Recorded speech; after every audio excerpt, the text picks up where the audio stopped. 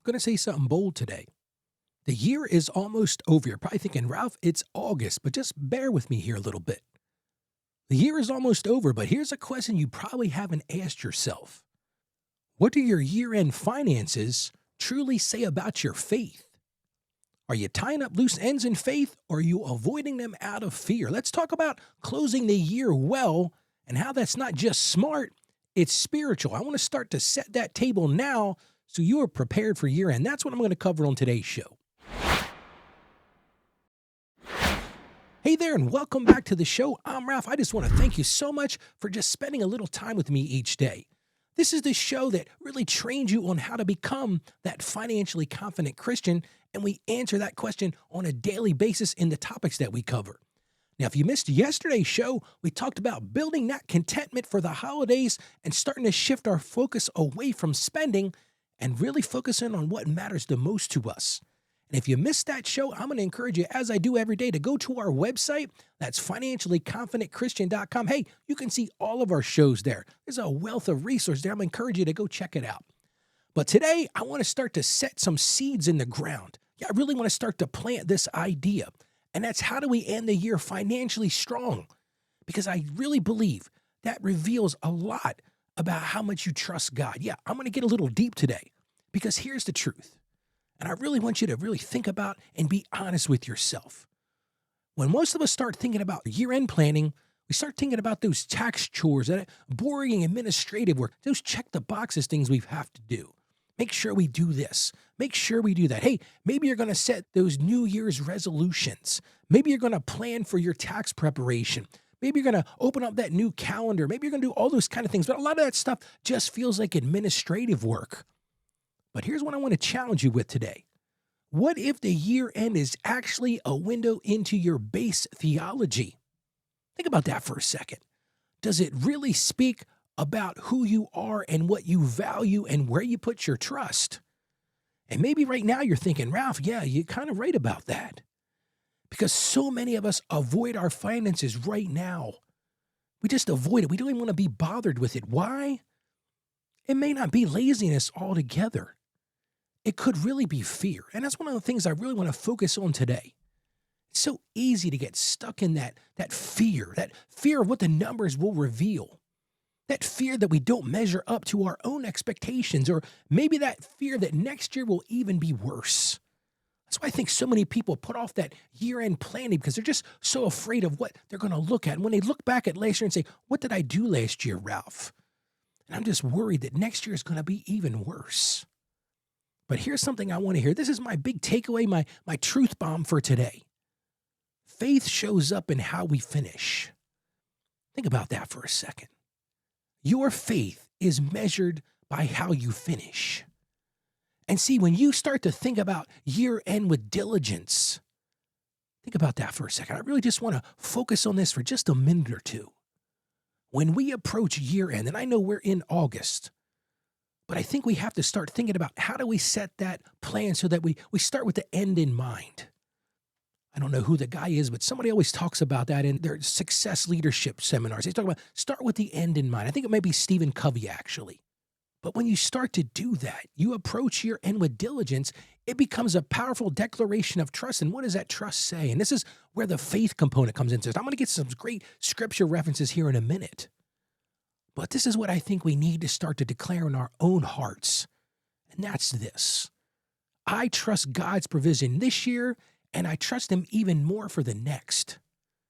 Just think about that. What if you made your mantra right now, starting right now in August, or I don't know when you're listening to this. Let's just say you're listening to it as it's coming out on a daily basis. Just think about how powerful that would be to say this. I trust God's provision this year, and think about this part. And I trust Him even more for the next. Well, let's jump into some scripture because I really want to reinforce this today. Let's go right to Jeremiah. I don't often quote the book of Jeremiah much, but Jeremiah chapter 17, verses 7 to 8 says this. Again, Jeremiah 17, 7 to 8 says, but blessed is the one who trusts in the Lord, whose confidence is in Him. They will be like a tree planted by the water that sends out its roots by the stream. It does not fear when heat comes. Its leaves are always green. And listen, if you're like me, you're probably listening right now. You're going, "Wow, my finances don't always feel like they're green right now." But just think about what the scripture's telling us. But if your roots, those things that are deep in the ground, those things that grab that moisture from the soil, if your roots are in the right source, here's God's promise to you. You're never going to dry up.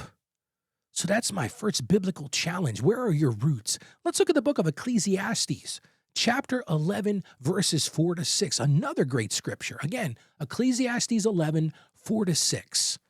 Whoever watches the wind will not plant. Whoever looks at the clouds will not reap.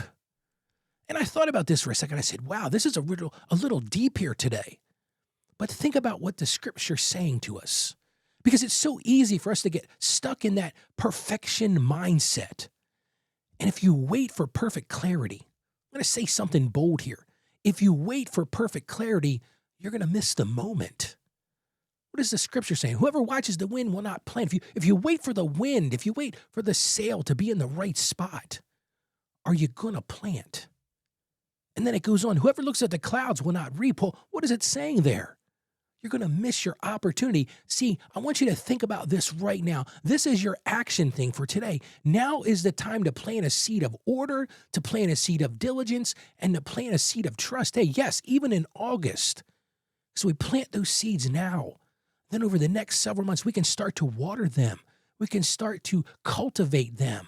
And they're going to grow into something strong by year end. So that's why I was so compelled to talk about today. Let's look at the book of Haggai, chapter 1, verses 5 to 7. Again, Haggai, chapter 1, 5 to 7. You earn wages only to put them in a purse with holes in it. Give careful thought to your ways. Wow.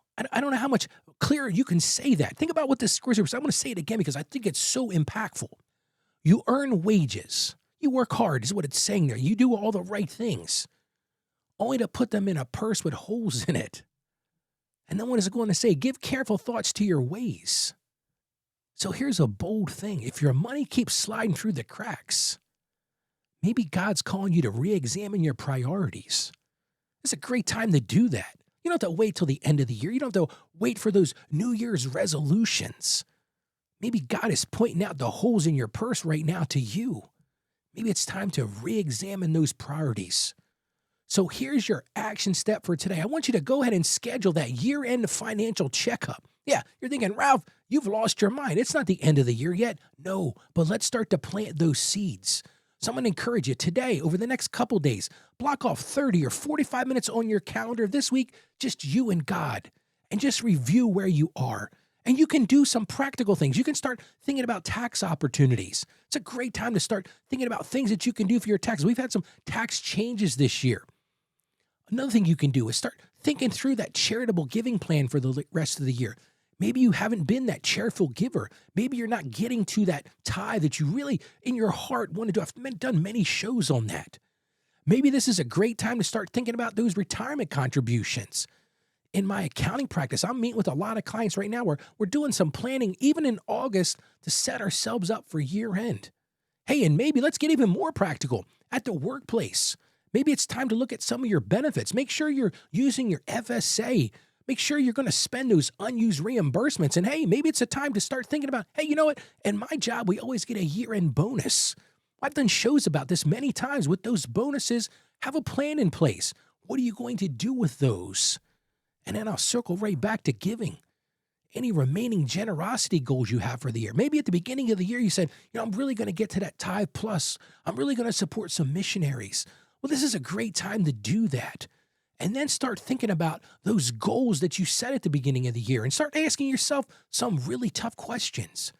Did you follow through on the financial goals that you've set this year? Hey, if you haven't, this is the time to make that correction. This is the time to see if there's holes in that purse.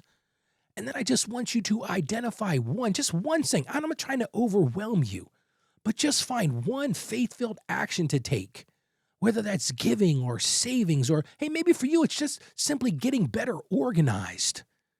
And then just get into that. Make it a statement of trust, not just a task. It's so easy to say, well, I got these tasks to do, Ralph. But think about it. Make it stronger than that. Make it a statement of trust. because my big, hairy, audacious goal takeaway today is to help you move from fear to faith, because that's where it's at. That's what we're really talking about today.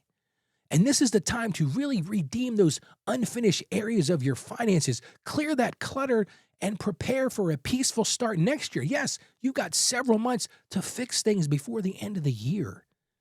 And in the end, what you're really doing today is you're honoring God, not just trusting in your money, but you're trusting in Him, and you're putting your trust and your faith in the Lord. Well, how about we pray together today? Heavenly Father, we just thank you for walking through us through every high and low throughout the year. And Lord, we just ask that you will forgive us for the times that we let fear drive our financial decisions. Sometimes, Lord, we have to admit to you, we live in fear. So today we invite you into our year-end process in August, Lord. Show us right now what needs your attention. And Lord, most importantly, give us courage to act even if it's uncomfortable, Lord. Help us through those uncomfortable times. And Lord, even now, help us to end the year not just with balanced books. Hey, that'd be a great outcome, Lord, but help us to end with bold faith and a renewed trust in you. We don't just want to finish strong, Lord. We want to finish faithfully. And we ask this today in confidence, knowing that you're there for us in Jesus' name. Amen. Listen, your finances tell a story. And I just want to encourage you right today, let that story be one of trust. Let that story be one of surrender. And most importantly, let that story be one of stewardship. This isn't just some year-end administrative task. This is truly a faith statement. And I just want to encourage you right now, if this message has challenged you or the show has encouraged you, I would really appreciate if you would share it with somebody who may be avoiding those year-end financial thoughts themselves. You see somebody that's struggling right now with their finances, you could do something really simple. Just send them a link to our website. That's financiallyconfidentchristian.com, because, hey, if it's impacting you, it can impact them as well. So share the wealth and send them to our website. Again, that's financiallyconfidentchristian.com. Now, tomorrow, we're going to wrap up this 30-day series with a big picture perspective. That's how to live as a financially confident Christian, not just seasonally. So easy to live in a season of that. But tomorrow I'm going to challenge you and help you to do it year-round. You don't want to miss that show. So let's go out there today. Let's seize the day today. Let's go out there and be financially confident Christians. I have confidence in you. Have confidence in yourself. Stay financially savvy. God bless you, and you have a great day today.